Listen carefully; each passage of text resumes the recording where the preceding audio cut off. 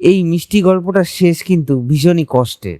স্বপ্ন যে কিভাবে সত্যি হয় তার সবচেয়ে সুন্দর উদাহরণ ছোট্ট বাচ্চাটির গল্পটি না জানলে বোঝা যাবে না। সালটা 2016। একটা 5 বছরের বাচ্চার ছবি খুব চর্চায় এসেছিল। পরনে একটা প্লাস্টিকের ব্যাগ আর তাতে লেখা মেসি 10। আফগানিস্তানের একটা ছোট্ট গ্রামের ছেলে মুর্তজা আহমেদি।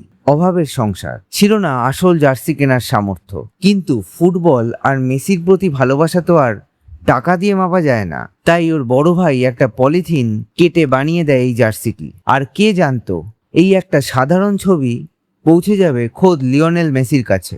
ইউনিসেফের মাধ্যমে মেসি নিজেই পাঠালেন তার সাইন করা আসল জার্সি আর একটা ফুটবল। কিন্তু চমক এখানেই শেষ নয়। ওই বছরের শেষের দিকে কাতারে মুর্তজাকে ডেকে পাঠানো হলো। ভাবুন তো, যে ছেলেটা শুধু একটা প্লাস্টিকের ব্যাগ পরে মেসির নাম লিখে খেলতো, সে আজ মাঠে নামছে তার স্বপ্নের হিরো মেসির হাত ধরে।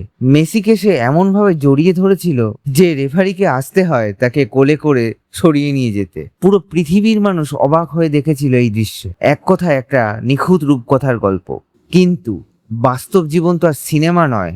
এই মিষ্টি গল্পটার শেষ কিন্তু ভীষণই কষ্টের। এই বিপুল পরিচিতি মুর্তজার জীবনের সবথেকে বড় অভিশাপ হয়ে দাঁড়ালো। চারপাশের মানুষ ভাবলো মেসি হয়তো তাদের পরিবারকে প্রচুর টাকা দিয়েছে। শুরু হলো কিডন্যাপের হুমকি। প্রাণ বাঁচাতে পরিবারটাকে দেশ ছেড়ে রিফিউজি ক্যাম্পে আশ্রয় নিতে হলো। আর পরবর্তীকালে 2021 সালে আফগানিস্তানের ক্ষমতার পালাবদলের পর অবস্থা আরো খারাপ হয়। মুর্তজা এখন নিজের দেশে এক প্রকার আতঙ্কের মধ্যে দিন কাটায়। লিওনেল মেসি একটা বাচ্চার জীবনের সবথেকে বড় স্বপ্ন তো সত্যি করেছিলেন, কিন্তু যুদ্ধ বিধ্বস্ত একটা দেশের সত্যিকারের বাস্তবকে তিনি বদলাতেন কি করে?